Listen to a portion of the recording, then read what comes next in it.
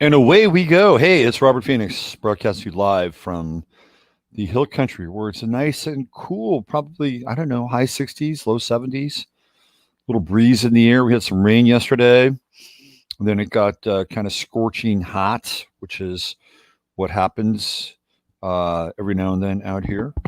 So I'm close to the mark. It's 8:50, not quite 8:45, 8:51. And I'll just hang out here for a while the people begin to enter in, enter into the auditorium, as it were. So I'll just sip on my coffee and we'll figure it out. Now we have 15 people now. Cool. The numbers have been interesting. I'm getting 200 people in the live stream, but I'm getting less people on the downstream. Something's not right. Hey, 1-0 Dragon, first in the house. What's happening? My man DJ MC, there he is. Mary Grether, Steve Mercer. Morning, Steve. Rob Chopra. Rob, you gotta reach out to me, man. I wanna find out what's going on with you. You're going through some interesting changes and iterations, so you need to reach out, Rob. Isla, good morning, Isla. There's my girl Judy, and the lovely and talented Joan S in the house. Uncle Glenn on third base. Hey, Frank, how's it going? Good to see you, Jennifer Fitzgerald. Tamara Garth, I was thinking about you today, Tamara, this morning, actually. Ian Barber, the brother from down under. Let's see. We got the Crimmies are in. Jimmers, 333, Deborah Lewis. Hi, Deborah. Laurel Jubin. Hi, Laurel. Nice to sort of see you virtually. Sidge. What's happening, Sidge? Good to see you this morning. I got a lot to cover today. Heck of a lot to cover. There's Natasha. Zero Hedge. Rob, I don't think he's seen our FB pick. Probably not. I don't go to FB that much anymore. I'm trying not to support these systems. I've had to order a few more things from Amazon because there are just a few things I can get through Amazon that I can't get anywhere else. And then once that's done, cut the cord. See you later, Amazon. I've already cut the cord with a number of other sort of institutions, as it were. I almost refuse at this point to go to Walmart. Hey, Ani, what's going on? Zane Levy in the house. Ani, the wench with a wrench. The sheriff. Nice to see you, Ani. Thank you for being here. Emerald V. Oh, you're not from Land Down Under. Oh, well, it sounded good. Sounded good. Can somebody be from Down Under in chat so I can use that again? The brother from Down Under. Okay. Well, Ian, wherever you're participating from, thank you for being here. You're welcome. Telegram is probably better. I have Telegram. I got Signal. By the way, the so-called insurgents like to use Signal. Zero Hedge. Remember us talking about Yellow Springs the other day? Found out Coretta Scott King Gresham. Okay. There's Justice. That's who it is. There's our brother from down under. It's Justice Moody. There he is. I get to say that now. So a lot going on. There's a lot happening. Hell of a lot happening. And there's the lovely and talented Miss Lynn Finca Feliz joining the proceedings. So I'm digging this StreamYard thing. I like it. I'm gonna upgrade. I'm gonna go StreamYard from here on out. I think this is the new wave.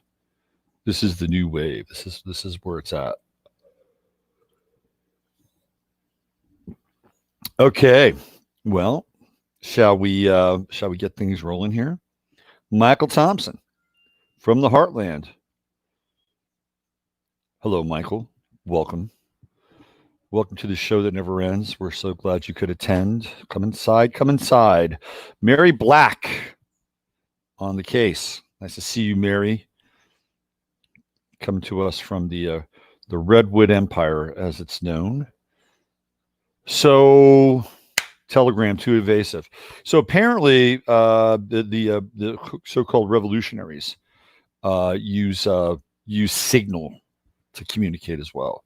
Michelle Taylor, hello, Michelle. Nice to see you here from the Sunshine State. Good to see you. So why don't we get rolling? There's a lot to cover today. I think we've got some critical mass. We have some momentum.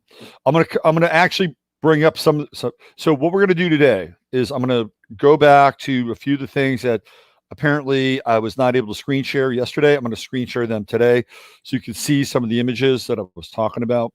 And again, I'm gonna cover the influence of three of the players, kind of three main players, again, just so you can understand who they are and where they come from, and sort of the cultural and philosophical tree that they've branched off of. Okay, so we're going to get into that today. I got some big information around the George Floyd video. You're gonna this. So right after I'm actually going to start with that. I'm going to start with the big information around the George Floyd video, and then we're going to navigate, and we're going to go through a lot of stuff today, which is what we always do. Try to do it most economically as possible. Let's see what a missing stash of cash. Please pray that I find it. Huge mystery. Well, we certainly pray for that you find your cash, Charles. Certainly pray for that. Definitely. Hey, the Techno Brad is in the house. Emily Moyer, thanks for being here. Pretty early but Emily is she's an active person. She does get up early. Yeah, positive vibes, Charles. And then let's see. I always feel sick after I go there. It's just for prescriptions. Discord is a good group platform, but it isn't free. What else do we have here? Oh, there's Cheryl. Hi, Cheryl. Good to see you. Yeah, so I've been trying to avoid Walmart too, because it's kind of the only game in town out here in the sticks. But I try to avoid it at all costs in a lot of ways. So if I can get something somewhere else, I'm going to do it. I'm going to do it. I will go out of my way, which I did yesterday, by the way. I was looking for a universal remote. But universal remotes are a pain in the ass. I'm pretty good with technology, but I have not passed the even initial Jedi training to initiate the universal remote. I'm sorry. It just has not worked out that well.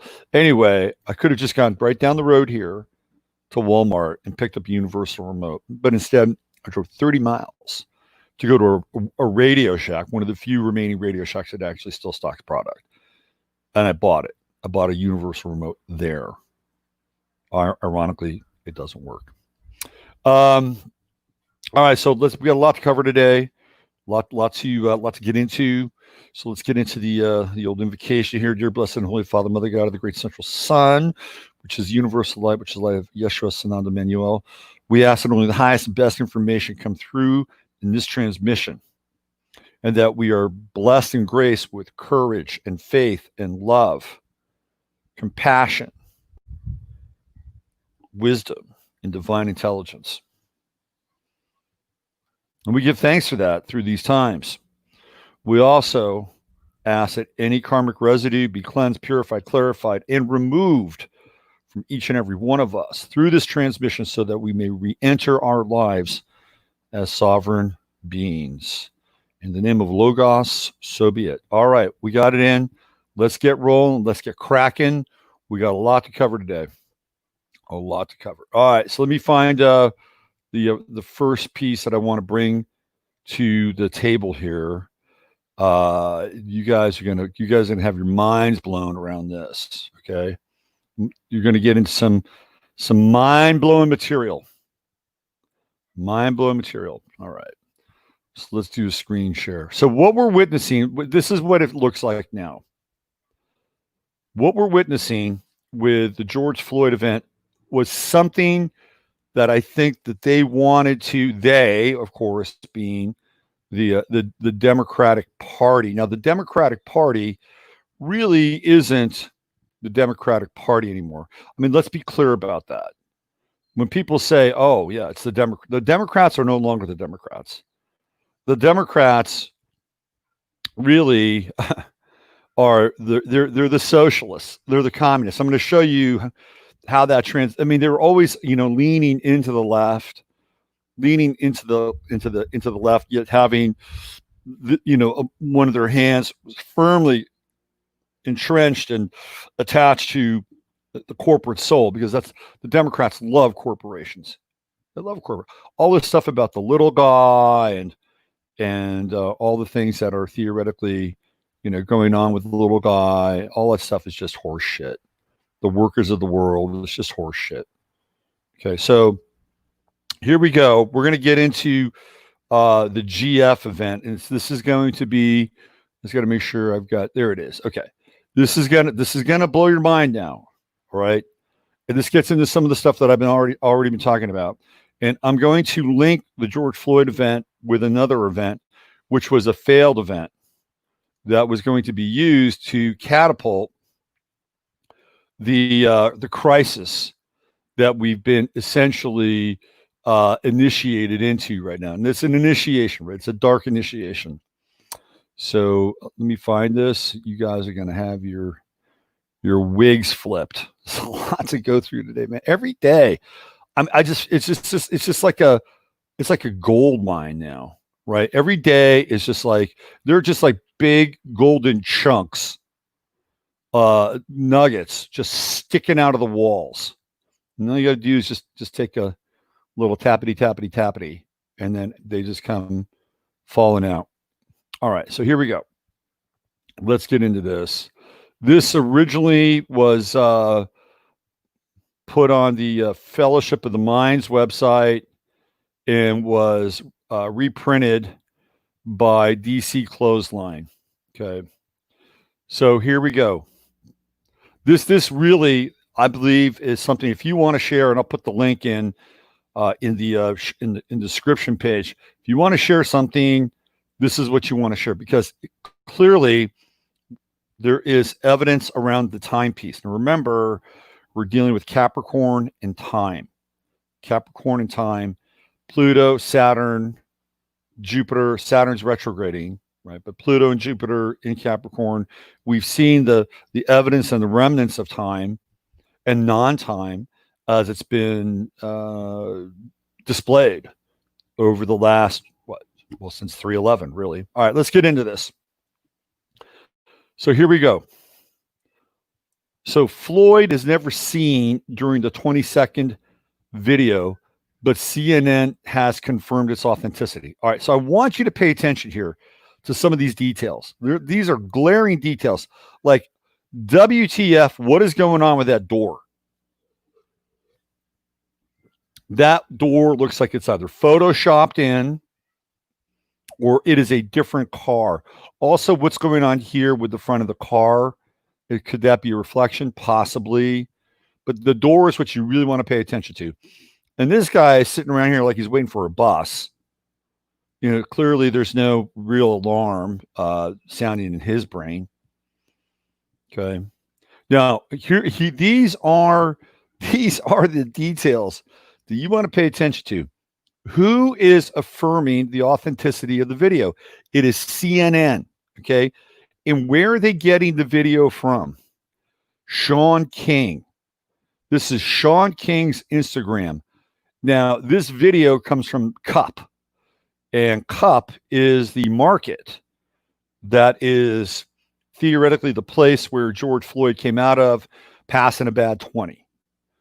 Now, there are connections with Cup, the owner of Cup, who is apparently sort of next generation slumlord, right? There's also a underground mosque. And again, I'm not going into the sort of the Muslim hate thing. I'm not going there, right? But I am pointing out the fact that there's a mosque underneath that Cup Foods, and that the Attorney General of Minnesota, Keith Ellison, happens to be a Muslim. He comes out of I believe, the Farrakhan movement, actually. And then we have, of course, Ilhan Omar. That is her district. So this is coming from Cup. And Cup is giving the video to Sean King.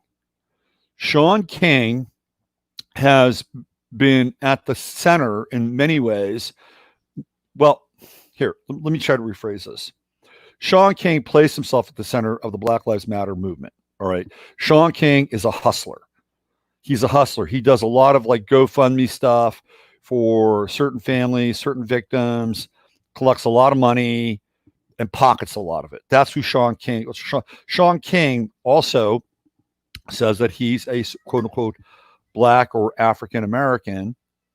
When you look at his photos and go into his past, Sean King is not that, right? In an age where we can define ourselves as whatever we want to be, it's the perfect time for somebody like Sean King. So this is important. CNN is getting the video from Sean King's Instagram. This is how this all starts, all right? Cup Foods is giving the video. This is their video. You see Cup, right? Cup, right there. Now, pay attention. We never see Floyd during the 20-second video, but CNN confirmed its authenticity. And look at this dude. He's just like, does he even really look like a cop? I don't think any of them are cops, by the way. I think they're all actors. All right, here we go. So I'm going to read this to you guys. More and more information related to this event becomes available daily in an effort to not be fake news. I'll be updating this post often. So you want to come back to Fellowship of the Minds. That's where it's at, right? You want to go there. And then DC Clothesline is reprinting it. I've got an ad blocker, and Fellowship of the Minds won't let me in. All right, so here we go. If the information was not related to the video time, let me go back here. All right. Later on, after posting, a new, more complete video became available. Regardless, my opinion of this event will not change. I believe this event was staged. The embedded recording times in the video is the proof. That is the focus of this post/research. If the information was not related to the video time, chances are I didn't include it. Sometimes too much information can be confusing and unnecessary once you have proven your point. I believe this is one of those situations. Any information I include that does not support my point, I do so in the spirit of information sharing. Okay, so here we go. Body cam footage worn by officer driving Park Police. That's a really important title there, Park Police. The vehicle has different embedded time and date in the video. That's 3 different recording times for 3 different videos of the same event. Here we go. They're giving some background here. In 1990, a CNN correspondent got caught pretending to be in a war zone during a live broadcast. That's true. It was all fake. Here we are in 2020, CNN is still fabricating lies. So this is what you want to pay attention to, right? This is Axon Body 2. So this is supposed to be the body cam. Okay. All right, 526. So here we go. Today I'll show evidence that should leave no question about the George Floyd video being staged. Why CNN? If you look at the screenshot below, you see CNN's confirmed authenticity. We've already seen that. I've shown that. He's gonna point out the Sean King stuff, right? So here are the reasons why I think the video is staged. I'll be using screenshots from the CNN video to make my point. The following images are at the location where we are told Floyd was taken into custody and killed. The shots are from a dash cam video provided by the police. Notice the views directly behind Floyd's vehicle. Floyd is exiting the vehicle. Okay, so here we go. This is supposedly the police vehicle that is videotaping the event. Okay. And I don't know if this is the Chauvin character yet. The next shot is another camera view of the scene. You see Floyd's vehicle and officers engaging with Floyd and his passenger. We must assume the vehicle behind Floyd's is where the dash cam shot was taken. I want you to remember that the vehicle doesn't say police. Also remember that the side of the street is on in the direction of both cars. Okay, so so here it's on one side of the street.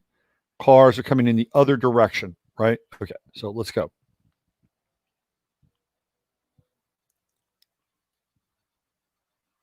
The next shot at the same angle Rear vehicle is gone. So again, how are they actually videotaping this, right? If this is supposed to be a police vehicle with a video camera in it.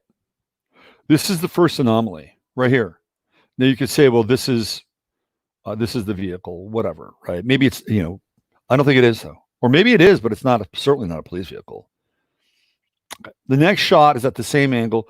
We see the dash cam vehicle gone and a marked police vehicle pulling in. All right, that's right back here, right there. All right. Floyd and his passenger. And this is interesting now. There's a passenger. We don't hear about the passenger. Have been removed from his car and are being detained. They're at the bottom. We see Floyd in cuffs being walked to the police vehicle. Remember the direction of this police vehicle. It says park police. The writing covers both doors on the side. Take note of the time of the video in the upper corner, 2033. That would be 8:33. Right there, 8:33. Okay, here we go. That's camera 02. Keep in mind that these shots are at the same angle using the same camera. All shots from this angle has camera 2 written in the lower right-hand corner. The next two shots are from the same angle, different camera. We do not see Floyd. We were led to believe he's on the ground on the opposite side of the car. I want to point out that the police vehicle is facing the wrong direction. Next, I want to point out the words park police no longer covers both doors. The rear door is blank. Front door just says police. Why so many different vehicles? Why park in the middle of the road? Why have the suspect detained in open traffic? Standard police procedure would have him sitting on the curb or in the back of a patrol car. Real cops would not be putting their lives at risk by detaining the suspect on the ground in open traffic. Yet we see 4 of them out there. Next, take a moment and check out the time in the video. It says 8:19. This is 14 minutes earlier than the last shot and 17 minutes earlier than the first shot. Now look at the upper right. It says Cup Food Sean King Instagram. You've got the rear door. Looks very photoshopped. The final 2 shots of Derek Chauvin and 3 officers with their knees in Floyd's back. It's at a different angle, and the vehicle appears to be facing a different direction. It also appears to be a different car.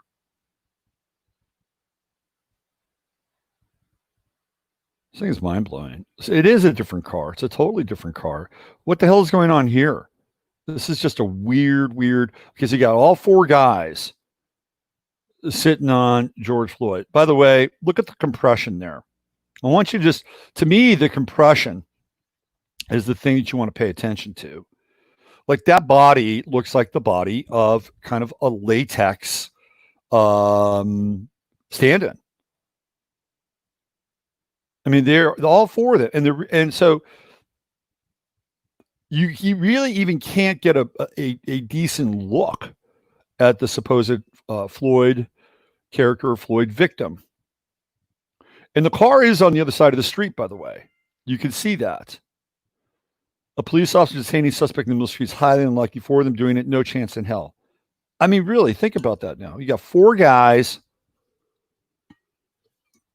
detaining 1 guy. This comes right out of the Rodney King playbook. And the thing that connects Rodney King with this event is that the guy who was the police chief of LA at that time was Daryl Gates. And then in the floating in the background of the time that we're currently living in is another Gates. 2 Gates. I've seen police park in the wrong direction sometimes necessary. This isn't one of those times. So they get into Sean King, who is the source. It was around 8:19 when Floyd was choked out. There should be 0 footage of Floyd alive with a timestamp after 8:19. But there is. Floyd being removed from his car, searched and taken into custody, all have a timestamp of after 8:19. So here's where it gets interesting. I did a background check on all 4 officers. 1 didn't return any results. The search on the others came up empty on employment history and criminal record. I looked up Derek Chauvin very early. The only Derek Chauvin you can find in Minneapolis is a guy associated with real estate. Okay, real estate. Derek Chauvin owns several properties, pretty heavy into real estate, which makes me wonder why He would be a police officer. He appears to have plenty of money. I don't see him throwing all that away. He also had kind of a trophy. He had a trophy wife. His wife, Kim, was Miss Minnesota. Why would you throw all that away? Unless maybe Miss Minnesota was in some kind of a porn film with George Floyd, which I doubt, although, crazier things have happened. And the other address for Derek Chauvin is in Florida. That's where his other address is. And then I did the same thing very early on. I ran a background check on Floyd. There's nothing on him in Minnesota. Zero, zilch, nada. So the final thoughts is George Floyd dead. At this point, we need to see body. Cannot trust, blah, blah, blah, blah. Okay, so the timestamps are off. Now, unfortunately, I'm not seeing the timestamps in these, and I got to be honest here. I'm not seeing the timestamps in the pictures, but I do believe they're onto something here. And for me, this is really kind of the damning event. Like, when have you ever seen this before? I've never seen this before. I've never, ever, ever seen that before. Period. And he looks just completely compressed and flat. Remember, this is a big man. This is a very, very large man. And if you look at the perspective, this individual is underneath the floorboard of the car, almost looking like he's completely flat. This is very bizarre. And by the way, the car is in the wrong direction.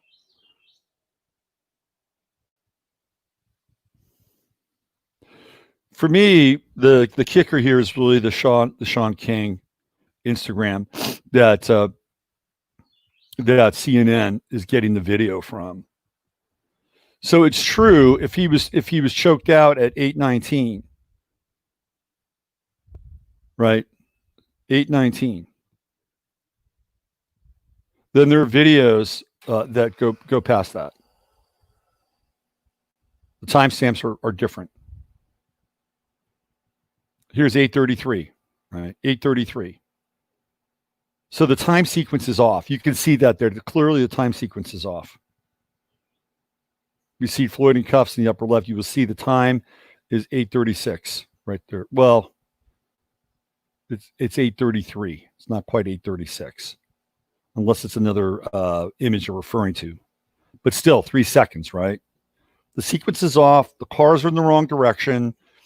You have a quote unquote police car videotaping this angle, and then unless this is the police car, and I don't believe it is, right? Where are the black and whites, right? Like this would not be. Look at the hubcaps. Look at the hubcaps, and these cars are actually suspiciously alike in a lot of ways. Very interesting. Very, very interesting. This goes back to the echoes and shadows piece that Emily and I talked about last week on the MASH, right? So now we have these two vehicles that look suspiciously similar. And to what end, right? This whole thing is just bizarre. But the thing that really gets me is that it's Sean King. And this is from I guess what, Dragon Walk, that's Cup Foods on the other side of the street, right there. And that's where originally this whole thing starts. Now they're on the other side of the street. Okay. This is the Dragon Walk restaurant. So you have this interface of the Chinese, theoretically, and then the Muslim influence on the other side of the street, right? This is the international corner. So where did we see something like this before? Well, I'll tell you where we saw it. We saw it with Jussie Smollett. That's where we saw it. The Jussie Smollett event was supposed to be similar in spirit and activation that the George Floyd event became. Right? Jussie Smollett, who didn't on Trump constantly, heating on Trump, smoke on Trump, And then there's the bizarre thing that happened. We were on that from the jump. Right, we're on that from the jump. If you go back and you watch my Sunday Night Astro Live show, and I compared Jussie Smollett's chart to both Cory Booker's chart and Kamala Harris's chart, specifically Kamala Harris, there is a connection there. And we called it out right on that show. I think like just days after that event happened. Like there were astrological fingerprints all over those charts. So they had hired these guys, they were his buddies, whatever, right? To pull this stunt, and it didn't work. It did not work. His story completely fell apart, but it had to do with the rope and lynching and anti-lynching laws, and Kamala Harris and Cory Booker were trying to ram this thing, through the House, get it in the House, and then have the Senate ratify it. It didn't work. So now they needed another event. And they needed a better actor than Jussie Smollett. They needed somebody better than him. So what did they do? They got George Floyd. Again, we looked into George Floyd's background, connections, et cetera, et cetera, et cetera. And the best actor that they could really find for that event was, in my estimation, a latex representation of that man. I don't believe that's George Floyd, being crushed beneath the floorboard of that car. So remember now that everything that we're seeing is based on an illusion. Everything we're seeing is based on a trick of the mind. Everything we're seeing is based on Maya.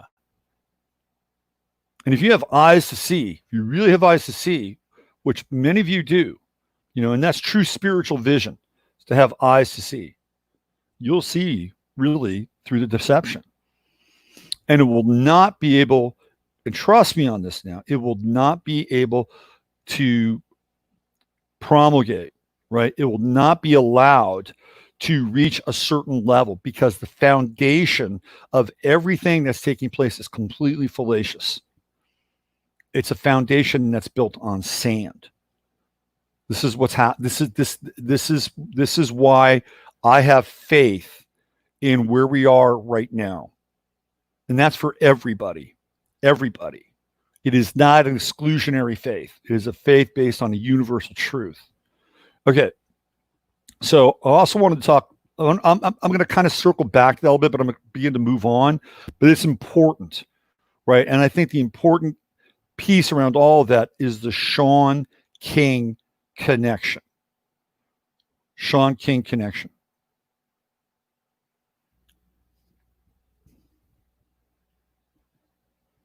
King is also, by the way, related to the crown and corona. That might be a separate issue. Just a little bit of a separate issue. I heartily recommend watching Tucker Carlson. Anybody who has any kind of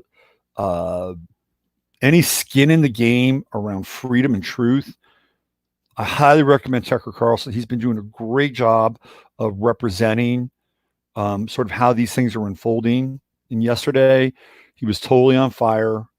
The Zero Hedge and the Federalist basically got defunded by Google because somebody from NBC, one of their reporters, not even living in this country, by the way, living in London, essentially sent Google an email about Zero Hedge and the Federalist and how their comments are not moderated, right? So you can say anything you want in those websites.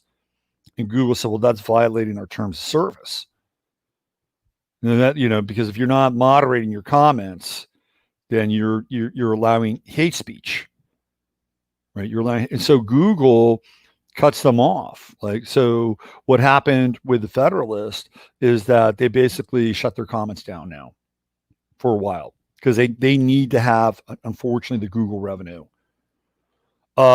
Zero Hedge has not shut their comments down. There's a whole other side to Zero Hedge. They probably get their money from other places too. So whatever Google is doing to them, they might take a hit, but I don't think that's the full story with Zero Hedge.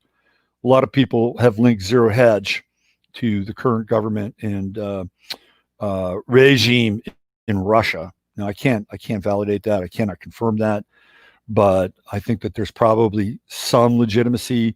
If you look at, like, I was going to sign up for Zero Hedge to comment and stuff. You go in and you agree to all their stuff to comment. It's a pretty rigorous set of agreements, and I decided not to do it because I didn't get a good feeling about what they could do with my information. And they were pretty upfront about it too. I said, "Nah, I'll just read the comments. I don't need to chime in there." So I think that there's a whole other story to Zero Hedge, but the bottom line is that this person, one person was able to get through via NBC and then make this thing happen for these two websites. And this is where we are now.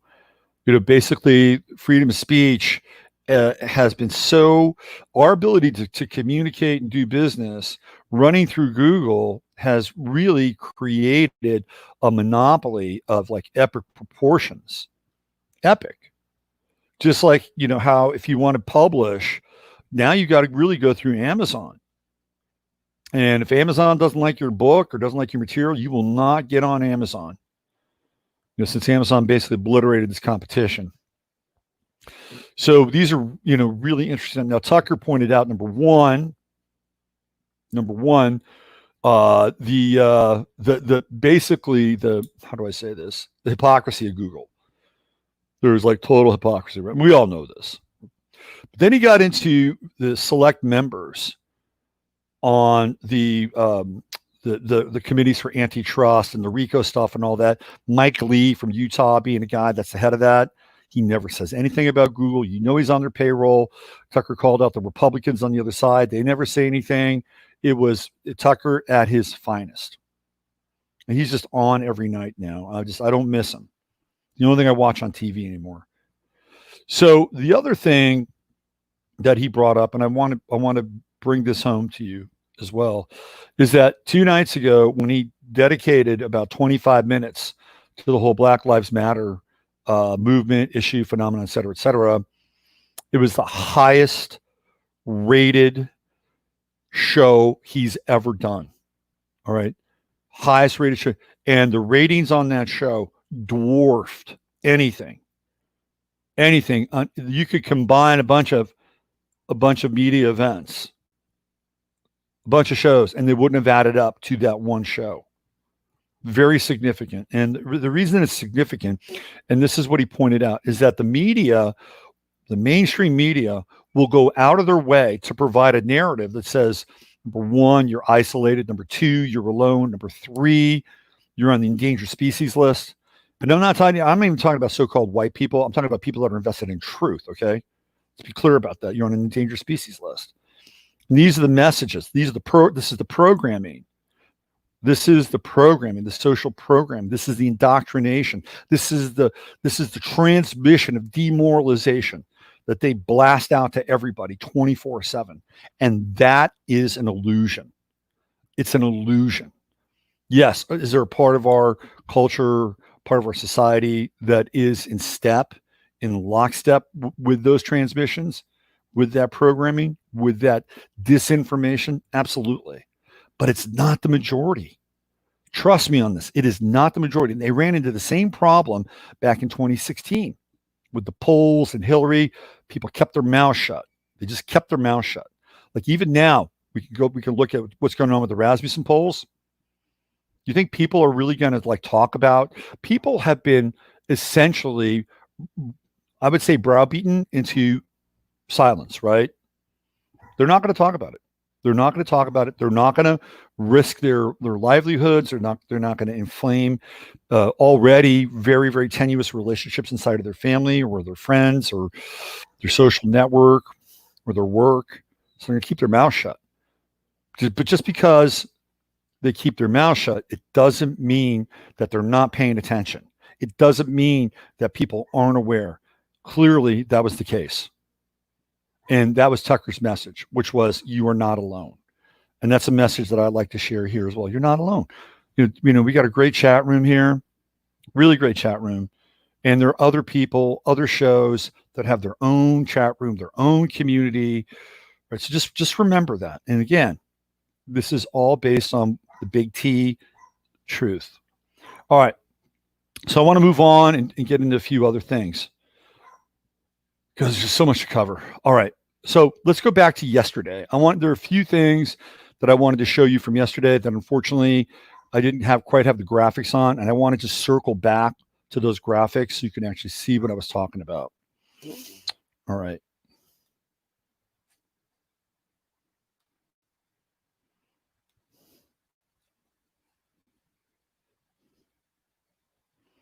So this is the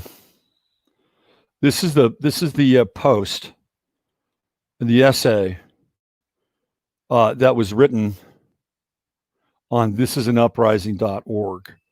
So these are the Engler brothers. I talked about them before. Mark Engler and Paul Engler. There's Mark, there's Paul. And this is the article that I was referencing yesterday. Coronavirus is a historic trigger event and it needs a proven movement to respond. This is such a bizarre image in a lot of ways. This almost has like occult overtones, doesn't it? And by the way, there are definitely occult overtones and undertones to what we're experiencing right now in relationship to the new left or the new radicalism. So here we go. She looks like she's like Scarlet the Witch, right? Casting a spell. Very interesting graphic. Very, very interesting graphic. So this is the website. And again, I read some of this yesterday, but I don't really want to go over the whole thing again. But I just wanted to get to this one point that they were talking about, which is where is it?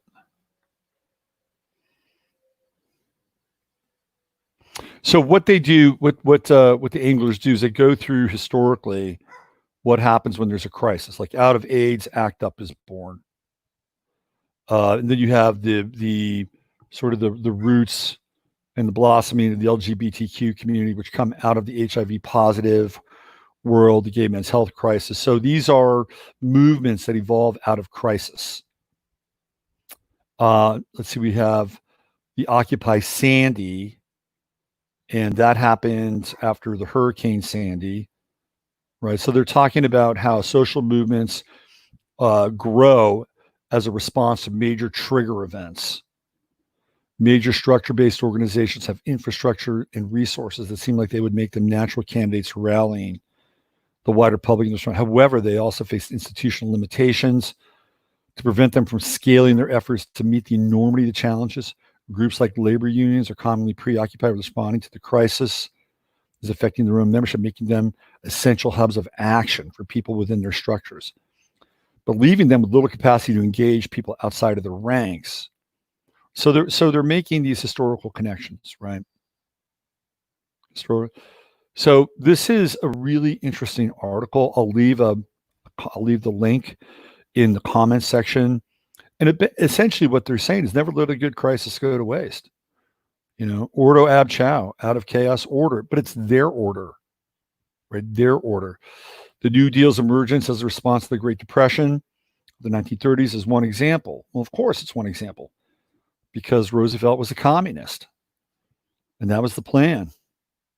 That was the plan. It talks about the moment of the whirlwind. Here, it's right in here. In my writing on social movements, I've argued that triggers create liminal spaces that mass protest movements could use to mobilize the forces of grassroots democracy. In the wake of such an event, organizers often find themselves in a moment of the whirlwind in which the standard rules of how politics works are turned on their head.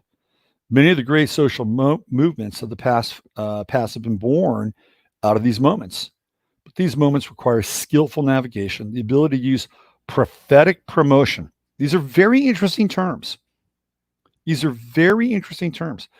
Because now activism is moving into the border spaces of the occult. And if you go back and you look at, say, the Weather Underground and a lot of the groups in the 1960s, they were clearly at some level very atheistic. very atheist. So they completely sacrificed and burned their morality and their conscience to ashes. And while they embrace things like psychedelic drugs, and there's a story about the Weather Underground, by the way. There's a great documentary on the Weather Underground, which I highly recommend watching. And in one of the sort of the recollections, I think it was by Mark, what's his name, the guy who's the teacher now down in New Mexico.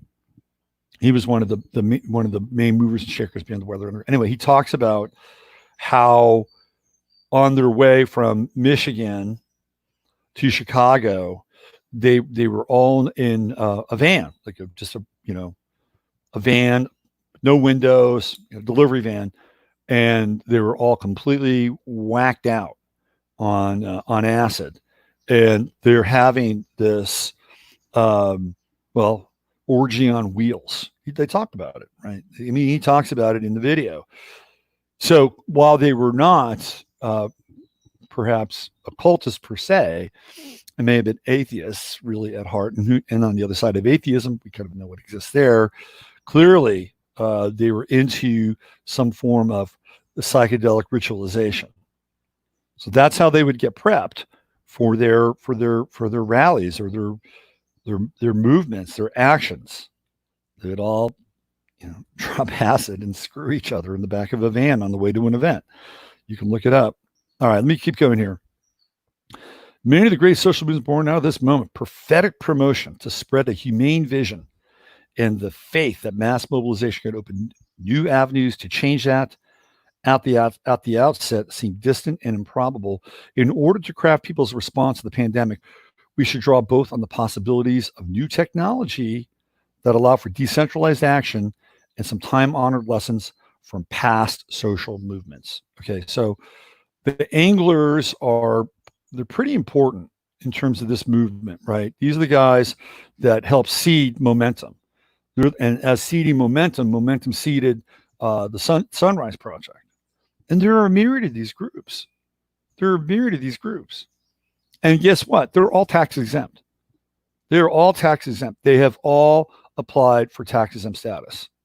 If you wanted to stop these movements, all you have to do is revoke your tax exempt status. That's it. People would not be allowed to flush money through these movements. And you know that there's a lot of money flushing going on through there too. You can bet your ass on that. Wherever the illicit money is coming from, it's being moved and flushed into these movements. And I guarantee you, a lot of that BLM money, 13, what's it now? Is it 13? Is it 1.3 billion? I mean, some crazy ass number, right? That money is getting flushed through and into all these groups and these organizations with their tax exempt status. So they're funding people like the anglers. They're also funding Max Berger, and I talked about him yesterday. He is the guy who is part of If Not Now. This is one of his, another one. Max Berger was another guy that was involved in Momentum, along with the anglers. This is your next generation. These are your next generation, Bill Ayers, Bernadine Dorns. So, but they're different in the sense that they have technology at their disposal and they really know how to use it. They're very well versed in technology. So what I want to do now is I want to show you this piece from the Times of Israel around Max Berger, and I'll show you his connections. Okay, where are we here?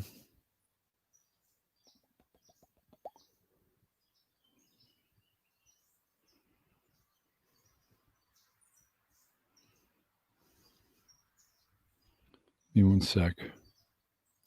Okay, I'll just get into his. Oh, here it is, right here. It's at the top. All right. So, If Not Now, co-founder Max Berger brings progressive fight to Warren camp. So, Max Berger cut his teeth on the Occupy movement, and the Occupy movement was really a training ground. So, Occupy Wall Street really was not like if they had somehow managed to topple Wall Street, that would have been gravy for them. But it was really a training ground. Occupy Wall Street was like a laboratory to understand, number one, the dynamics of crowds. Number two, understand how to use the technology. When I was at Occupy in New York, you could see that there was this hub of all these, very young people, right? And they're all dialed into like the latest Mac laptops. They had servers going on. They had power. Like that stuff just doesn't happen. Like the hub of Occupy Wall Street was very sophisticated. So that was actually a real training ground. And Max Berger, one of the people behind Occupy Wall Street, has continued to grow and proliferate and extend his influence all the way into the Elizabeth Warren camp. And so he's actually on the sort of I would say he's on the Leninist side. He's on the Leninist side of the left, right? And so that would be like the neoliberal left. And then on the right side, you would have sort of the Trotskyites, which become the neocons. And then you have sort of the hardcore Zionistic right. These are the two extremes. And I've talked about them before. So Berger is in the left camp and he's in the Leninist camp. Right. So Max Berger was one of the planners who urged to take it a step further, that protesters should get arrested at a president's conference headquarters in New York. He suggested, and they should recite Kaddish, the traditional Jewish mourner's prayer for Israelis and Palestinians. But what we really want to get to is his influence in the Warren campaign. Here, right down here. Now he's working for Elizabeth Warren as her director for progressive partnerships, placing the leader of the millennial Jewish left-wing insurgency inside an ascending Democratic campaign. So Times of Israel celebrating him. Right? He's like a cause celeb. The Warren camp did not make Berger available for an interview, but his friends, as well as the reams of online articles by him and quoting him, indicate that he clicks with Warren's combination of anti-establishment rhetoric and detailed wonky plans. In addition, if not now, Berger co-founded Momentum, which is what we've been talking about, a group that trains progressive activists. So I'm not sure how successful he was with the Liz Warren campaign. But what he did manage to do is he did manage to flip Warren in terms of her ideology. Warren, who was kind of more closely aligned to the center, moved to the far left during her campaign. And you can see that it was Max Berger who had the significant amount of influence on that campaign and the reshaping of Liz Warren. And to this day, this is who she's become. And it really pretty much ruined most of her chances to be elected president. Now, if Warren had been more in the middle on stuff, she might have taken a lot of heat, a lot of flack. But I guarantee you, if somehow Sleepy Joe winds up winning the election, there'll be a place in the cabinet for her. There'll definitely be a place. It'll happen. It'll happen. Okay. So those are the two things from yesterday that I wanted to show you, circle back with. Now, a lot of this, what we're seeing now, has its roots in other protests, other revolutions, and the philosophical mastermind around all of it. So I want to go back to a blog post that I did back in 2016, essentially predicting kind of where we are now. So let me get into this. So it's 4 years ago.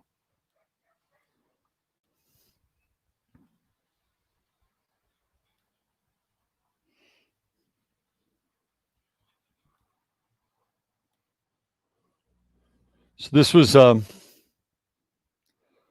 a piece I did, and it was, 2014. Wow, it's even further back.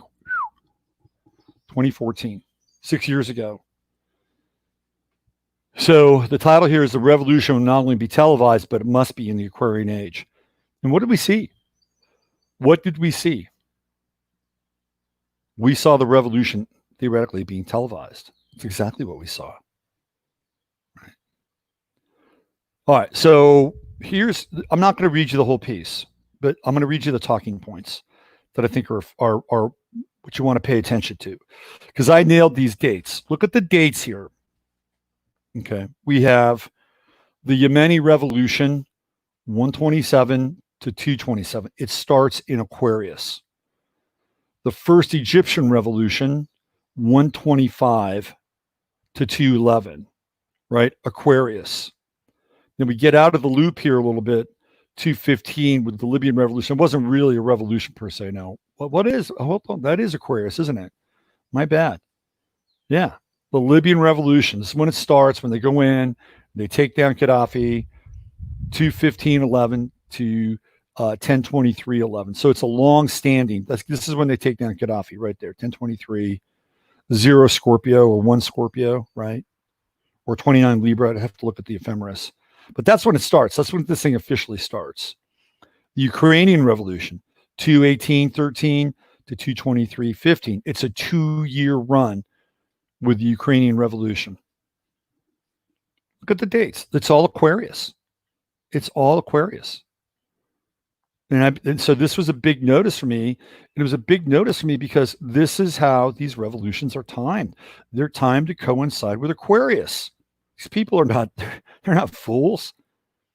We're in Saturn and Aquarius. This is when the whole thing started, with Saturn and Aquarius. Notice the trend. All those revolutions took place under the sign of Aquarius. Now we can note that in some way, they're all part of the Arab Spring and occurred in domino-like fashion. So there's not as much chance or coincidence, but here we are again with Ukraine. We see the hand of Aquarius flashing across the screen. As an astrologer, this makes a great deal of sense. It makes our job much easier, frankly. However, maybe there's something else taking place, and astrology is being used as a propulsive cannon on which events, large-scale global events are launched. So this is a guy that I began to detail in this piece. So I said, just in case you're not up on your Serbian, the leader for this section is, the header for this section is Down the Rabbit Hole. What I'm going to attempt to show you and unravel is, again, how Aquarius not only comes up as a theme again and again when we deal with revolutions, but also the very strange bedfellows that sleep together under gilded covers behind the veil. So it's also interesting, and Emily pointed this out, that the one guy who lost his gig with the LA Galaxy because his wife tweeted something about all lives mattering, that guy was Serbian. So there's a very interesting connection. And there's also a really interesting connection with the Gavril Princip, the guy who theoretically shot Franz Ferdinand and started World War I, also Serbian. Those are anecdotal details. I'm not saying that there's an actual valid connection that we can make between all three of them, but they are anecdotal and they all are connected to Serbia. So this guy is Sergej Popovic. So he's born on 2/1/73. So, yep, he's an Aquarius, right? And he was the leader. He's moved on now, but he was the leader of this group known as Optor. So I've written about Optor in other articles, right? Other posts. They were instrumental in the Velvet Revolutions. They were very instrumental in the overthrow of Milosevic in Serbia. If you go back and you watch the overthrow of Milosevic in Serbia, you will see everything that's happening right now. You'll see it all. From the demonization of Milosevic, you could just insert Trump instead of Milosevic. The taking down of the statuary, it's all part of the playbook. It's all part of the playbook. I get into his chart. So he has other offshoots. There are all these groups, right?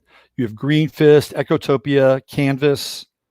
Canvas was involved in the Egyptian revolution. The leaders of the Egyptian uprising have been meeting with Popovic and Canvas 3 years prior to that. 3 years. 3 years. These things just don't happen in a vacuum. They plan this stuff out, okay? So there's an author, Elizabeth Jones, and she basically says the same thing. These are not spontaneous uprisings. The revolution has been in the making for 3 years. So what the other thing about Popovic, which is interesting, is that he's also linked to Stratfor, the intelligence gathering platform that essentially sells intel to corporations, private individuals, alphabet agencies, et cetera, et cetera, et cetera. They hit the ground running in Kosovo in 1999, began data gathering in that region, which has grown into a global operation. However, its organizational roots can be traced to the Balkans, where Popovic and Otpor merged. There are also deep ties to Otpor and the CIA. Most recently, Popovic's comrade, Ivan Marovic, was outed for not just ties, but organizational input behind the Occupy movement in the States. So all these things are linked, right? They're all linked. It's a network. We're talking about a massive global network. So there's an author, Madeko Cathal, breaks it down. First off, there's Soros, almost always mentioned in conjunction with Otpor. I get into the Soros Rockefeller lookalike thing. But besides Soros, another key player is on the money side is a guy by the name of Peter Ackerman, and he was a junk bond king. So Canvas works closely with the International Center for Nonviolent Conflict. That's the Gene Sharp wing. I'm going to get into Gene Sharp just a little bit here, right? Because he's the godfather of all this stuff. So special projects aid to junk bond king Michael Milken Ackerman cleaned up. In 1980 alone, he took home a salary of $165 million for his critical role in financing Kohlberg Kravis Roberts' $26 billion leveraged buyout of RJR Nabisco. But 4 months before Drexel collapsed into bankruptcy, Ackerman beat a fortunately timed retreat to the International Institute for Strategic Studies in London. Well, the king was sentenced to 10 years. That's Milken. For securities fraud, the highest paid of all, Michael or Milken's minions, emerged as the big winner with a fortune of approximately $500 million, prompting one of his former colleagues to complain Peter Ackerman is a real Teflon guy. So we get into who funds these things. And then we get into Gene Sharp, right? So what we're seeing here, right? And again, I just wanted to point this out. That number one, these things are not spontaneous, that they're planned well in advance. So what we're seeing now has been planned in advance. That's what we're seeing now. Whatever we're seeing and witnessing, even though it looks like it might have been rushed on some level, has been in the works for a while now, right? Been in the works for a while. So who is the architect behind all of this? Like who is the philosophical mastermind behind all of it? It's a guy by the name of Gene Sharp, and I've talked about him before. I'm going to get into him just a little bit deeper today. Not a whole lot because I don't have a lot of time. We've got a lot more to cover. Some really interesting video that I want to show you as well.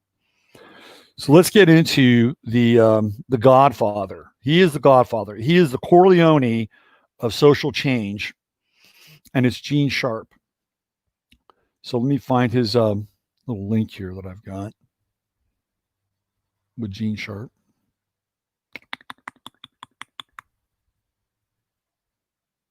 Here it is.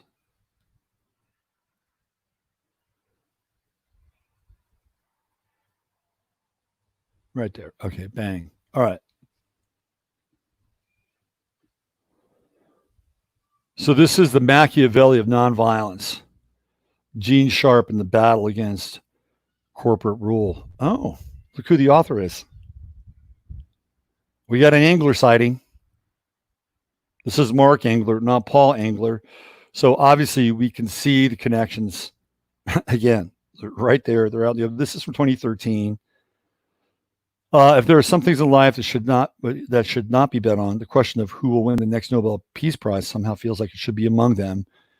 Blah, blah, blah, blah, blah, blah, blah, blah. He starts to talk about Gene Sharp, a theorist and author of groundbreaking works on the dynamics of nonviolent conflict, has been called the dictator slayer, the Machiavelli of nonviolence, and the Clausewitz of unarmed revolution. His circumstances are humble.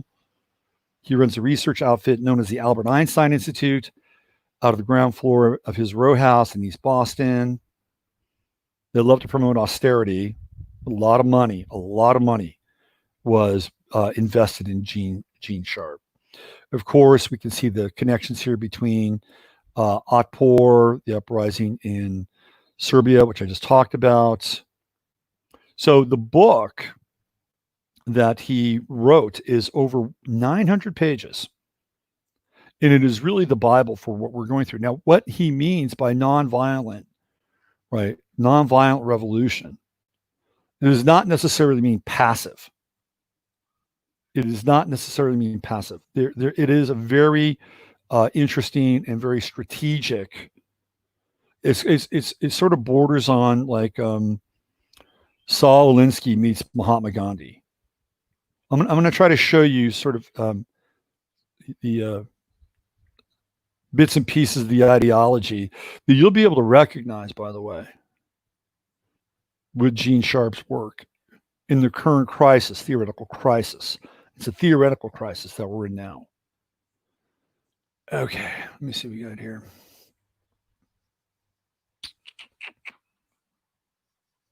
All right, let's just do this. This is from Wikipedia, and the politics of nonviolent action. This is Gene Sharp's 3 books, part 1, 2, and 3, Power and Struggle, the Methods of Nonviolent Action, the Dynamics of Nonviolent Action. So these are the Bibles, right? These are the manuals, and these are the playbooks that the current revolutions or the current uprisings that we've seen erupt and funded, in large part with your tax dollars, by the way. I want you to remember that. A lot of your tax money has gone into these revolutions. Trust me on this. 913 pages. The 3 volumes of Parts of the Politics of Nonviolent Action contain a total of 14 chapters, as well as a preface by the author. So I just want you to look at some of the dynamics here. Part 1, Power and Struggle. It gets into the nature of power, monolith theory, the views that government is dependent upon people's goodwill, decision support, a view that Sharp argues is sounder and more accurate. Sharp argues that political power is not intrinsic to the power holder, but flows from outside sources that include perceptions of authority, available human resources, skills, knowledge, material resources, and intangible psychological and ideological factors. These sources all depend on obedience, which arises from various and multiple. What are we seeing now? We're seeing all that being acted out right now before our very eyes. Power, it flows from outside sources, perceptions of authority. There's a perception of authority now that Black Lives Matter and Antifa and the left have the power. And remember, it's perception of authority, not true authority. It's very important, right? Available human resources. Well, we're seeing a lot of human resources poured into these so-called revolutions, actors and the unfortunate NPCs that get swept up in the tide. Skills and knowledge. There are certain people for skills and knowledge. You cannot do what they're doing without skills and knowledge. Trust me on this. It may not be rebuilding an engine, but there are skills and knowledge involved. Material resources, plenty of money involved, and intangible psychological and ideological factors. We're seeing all those at work, right? And this is just chapter 1, Power and Struggle. And then we get into the methods of nonviolent action. It's quite interesting. Quite interesting. So protest and persuasion, non-cooperation, intervention. They relate to the dynamics of nonviolent action. And then you get into the dynamics of nonviolent action right here. This is where you get into the kind of the philosophical underpinnings of it all. Laying the groundwork for nonviolent action with subsections addressing such issues as casting off fear, the social sources of power changes, leadership needs, openness and secrecy, investigation, negotiations, generating cause consciousness. It also describes key elements of nonviolent strategy and tactics pertaining to issues such as initiative, timing, numbers, strength, psychological elements, application of an indirect approach. The choice of weapons, as described in Volume 2, is the issuance of an ultimatum. Right? And what have we seen? What have we seen with Black Lives Matter, list of demands, Chazistan, now CHOP, right? We see ultimatums. But what's really interesting about all that, right? About all that is that you can see, like if you were to go through each and every one of Gene Sharp's essentially revolutionary manuals, you'll find elements of exactly what's happening right now. And they are all about asymmetrical attacks on the system. But what's happened now is that ideology, right? That ideology has merged with this kind of Bolshevik radicalized violence that has also been initiated at the same time. So we're seeing this really radical hybrid of these models that are coming together. So the way that you would theoretically stop these protests or stop these, you just defund these nonprofits. Go through each and every one of them, right? Go through each and every one of them, target them and say, you're cut, right? You're cut. And you could find ways in order to cut them off from their tax exempt status. Simple, easy. Cut the money off, cut the funding off. That's how you do it. That's how you get it done. But there's never any talk about this. Nobody mentions this in Washington. And as much as I like Tucker Carlson, this is where he needs to go. He needs to get 2 or 3 levels deep to understand these cultural driving forces with deep organization, deep planning, deep mentorship, and roots that go even beyond Gene Sharp. Gene Sharp studied with a guy by the name of A.J. Muste, or A.J. I believe it's called Muste. He was born in the Netherlands, moved to the United States, became a pacifist, and then moved into socialism. He got into union work. And look, some of the union work in the beginning was, I think, actually quite important. All right. Let's be clear about that. Now, you had these robber barons that had people working 54-hour weeks. They were working in their freaking bone. They're getting like 25 cents an hour, right? So they needed some representation. I'm okay with that, really. And I'm really okay with that. But then they use that as the potential for an organizational movement, right? And then became, international workers of the world and all that stuff, and they became linked up with the Communist Party. So essentially, what they did is they used a crisis, just like they always do, and the crisis was a crisis of human dignity. They used that crisis, and then they were able to organize and gather, and then move that crisis into the future. And I really don't have a problem with a union representing people who are being treated unfairly. When it becomes a political action group, that's a whole other thing. So this is where everything is happening. It's happening 2 or 3 levels deep, and we can see sort of the genesis. We can see the roots of where it comes from. Gene Sharp, A.J. Muste, Saul Alinsky, and what we're seeing now are the latest generation of the revolutionary output and the revolutionary organizational and the mindset that goes along with it. So I'll put some of these links into the show page, and I just wanted to kind of follow up for some of the stuff that we did yesterday. But it's important to understand. It's important to understand that what we're seeing is manufactured in a lot of ways. Speaking of manufactured, I want to take a closer look at Raz of Chaz. You might find this a bit interesting. Nothing is by accident. Again, nothing is by accident. You think that he's just a guy that showed up in a void, in a vacuum? You think you just showed up in a void, in a vacuum, right, to meet the people's needs? Oh, no. Oh, no. We're going to take a little look here at Mr. Chaz, now of CHOP.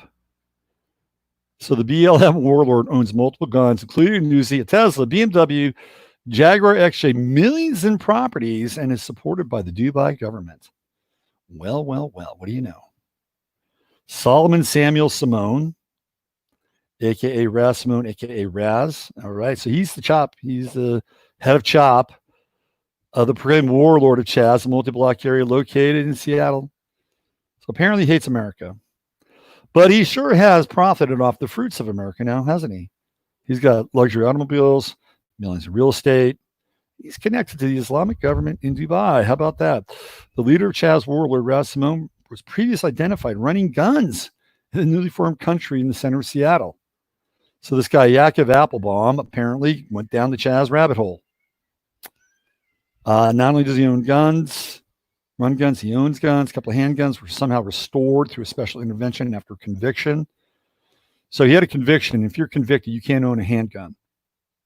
He owns 6 semis, an AR-15, AK-47, and an Uzi. And by the way, there's videos of him passing out AK-47s.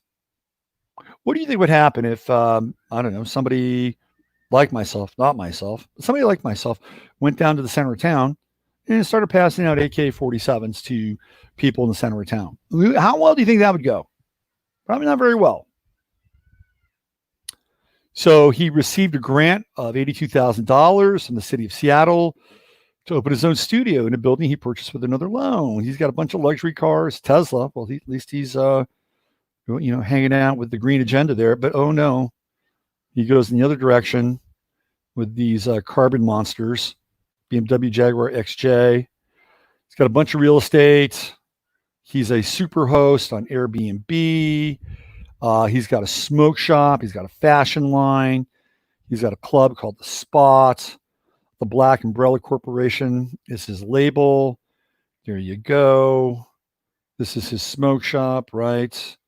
That's his Airbnb that you can rent out. He's also been working with a guy by the name of Oliver Darcy from CNN, who's helped portray his image, shape his image. You got to have those Che Guevara like moments, right? There he is. He's in a store. He's in a convenience store. He's got a semi.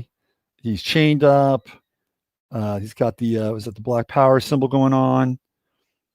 So this guy Oliver Darcy has helped create his image. So he's involved in the manifesto Washington State, a manifesto that says the first Black Muslim independent state will be Washington. Interesting. He's also been sponsored, has been hosted by the Dubai government. Raz's anti-white, anti-American rants are supported. He also has been spotted attending the Sheikh Zayed Mosque. How about that? There he is right there. Right? Very interesting, isn't it? Very interesting. Mr. Raz. So, of course, the Seattle occupation of Chaz is linked to Islamists with millions.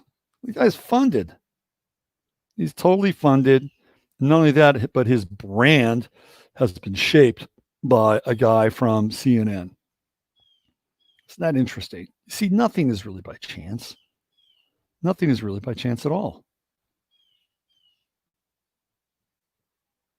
Not at all. Where'd my StreamYard go? Did it go away? Oh man, I can't find my StreamYard.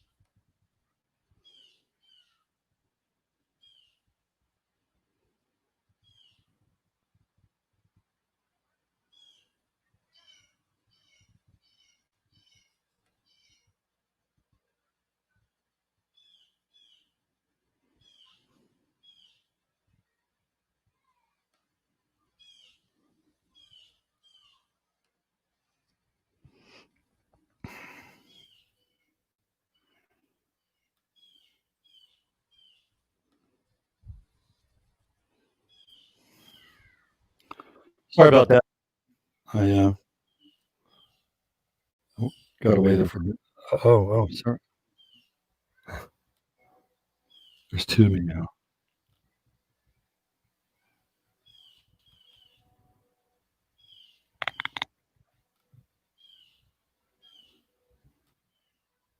How about that?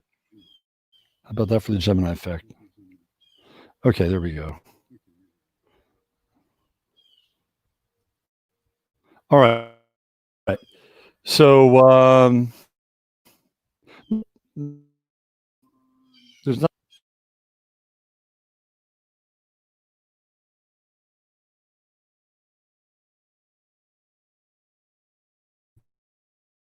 back in here. Give me a minute.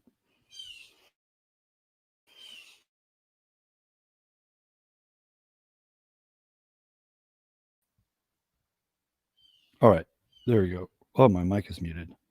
I'm on.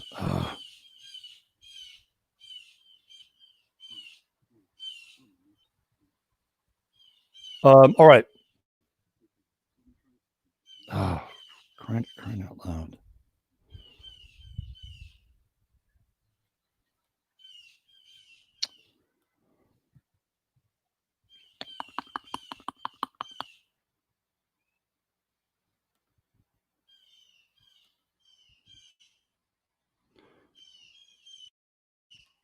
Okay, so now that I'm just going to do this because I don't want to hear myself. So what I want to do now is I want to play one more video and then we're going to get out of here today. It's a really, really important video that I want you guys to see. So I'm going to try to attempt to do another screen share. And, but again, just wrapping up that whole Chaz thing, whole Raz Chaz. He's just not some random guy that went in there, right? I'm sure he's had meetings with Jenny Durkin, who's the mayor of Seattle. I bet you if you went into his Signal or his Telegram or whatever, you'd be able to find all kinds of discussions and notes. This is not something where you said, "Hey, I'm going to go show up and kind of hang out." No, this guy is totally positioned to be in that moment. All right, let me play one other thing, and then I'm going to jam. This is a really important video. I want you all to pay attention to this video. It might be the most important video you're going to see all day. Maybe all week. Maybe all month. Hold on one second here. I got to go into screen share again.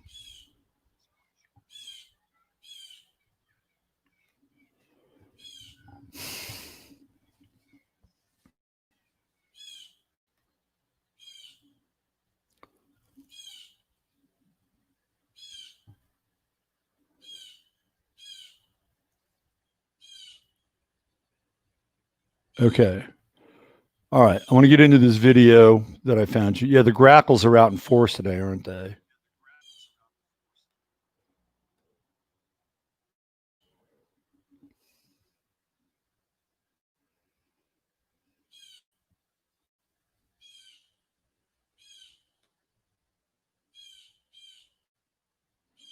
want you guys to watch this.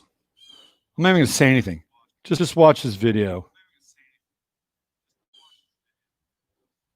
Well, this is amazing.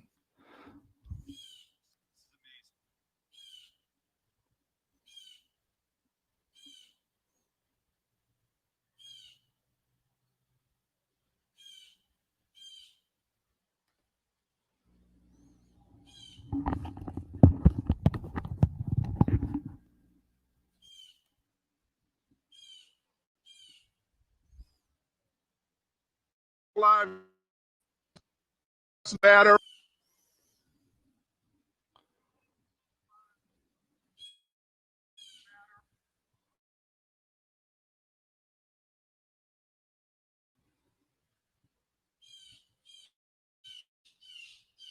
Or just some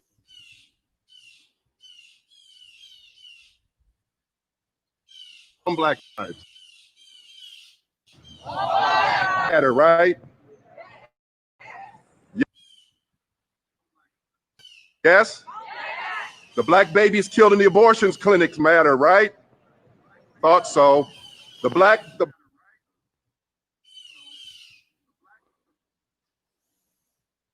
officers killed by that bastard in Minnesota, that matters too, right?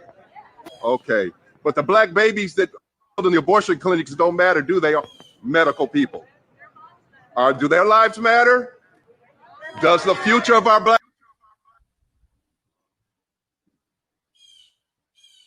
Okay, I'm having a hard time getting babies matter?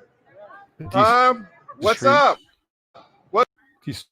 decent stream on this.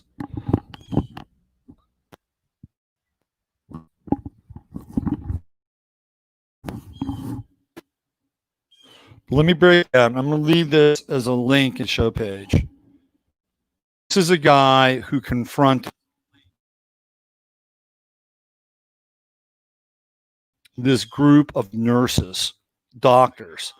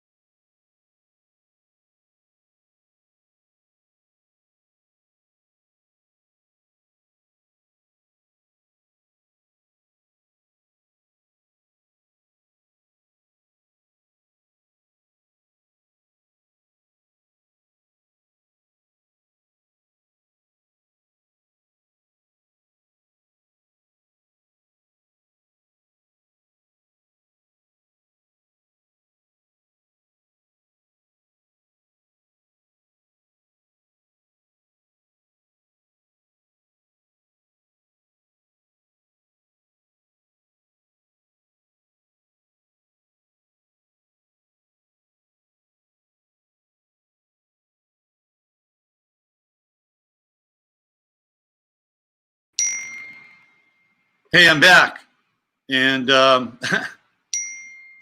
other computer crashed on me and you're going to get to listen to all my messages coming through now. But I wanted to finish the show, and I apologize for the interruption. Okay, but I wanted to finish the show.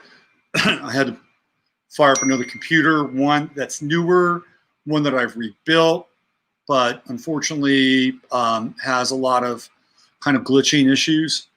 But I wanted to play this video for you, right? I didn't want to like throw in the towel. You got to see this video. It's really important. And as soon as all these messages stop dinging, I'm going to play it. So, but let me find it first. You're going to see this video. It's very important. Very, very important.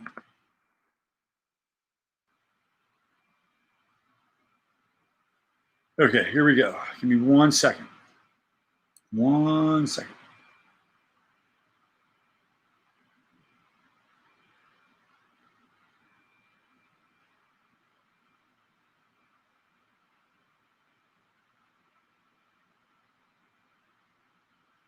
We'll find this thing again.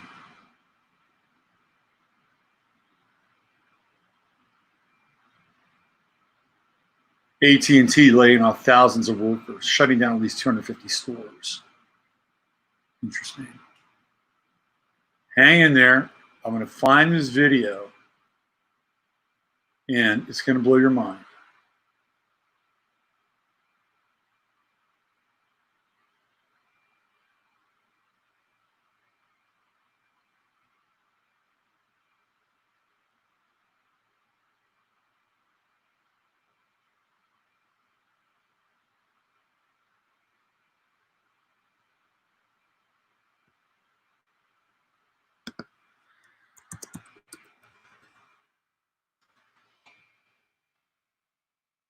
All right, here we go.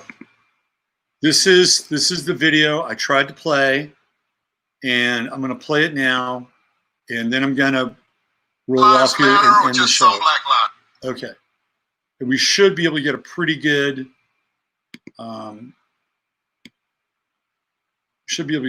share in this thing.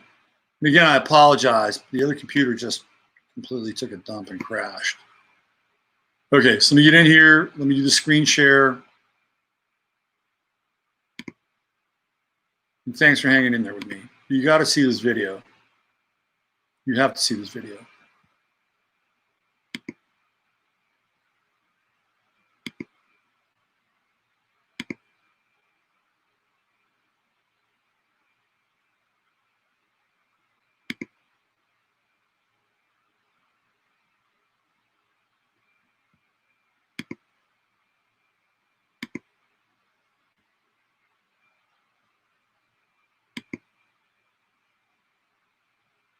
Here we go. Trust me, the wait is worth it.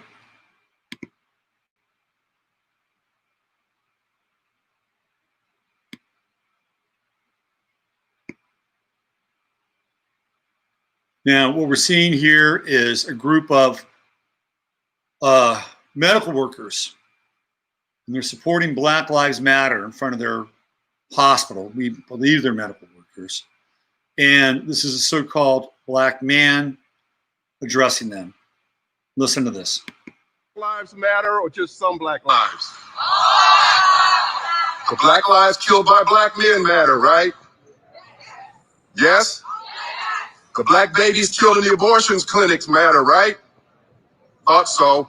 The black officers killed by that bastard in Minnesota, that matters too, right? Okay. But the black babies that are killed in the abortion clinics don't matter, do they? Medical people. Do their lives matter? Does the future of our black babies matter? Huh? What's up? What's up? Awful quiet now, aren't they? Uh-huh. It's okay if we kill them in the womb, right? But you have a problem when you don't seem to really have a problem when we kill them on the streets. Yes, well, we know they're the same issue. If we don't respect the lives of our unborn children enough to save them and fight for them, our lives mean nothing once we're born. I'm going to play that again. I'm going to play it one more time. lives matter or just some black lives? The black lives killed by black men matter, right? Yes? The black babies killed in the abortion clinics matter, right? Thought so. The black officers killed by that bastard in Minnesota, that matters too, right? Okay. But the black babies that are killed in the abortion clinics don't matter, do they? Medical people. Do their lives matter? Does the future of our black babies matter? Huh? What's up? What's up? Awful quiet now, aren't they? Uh-huh. It's okay if we kill them in the womb, right? But you have a problem when you don't seem to really have a problem when we kill them on the streets. Yes, well, we know they're the same issue. If we don't respect the lives of our unborn children enough to save them and fight for them, our lives mean nothing once we're born.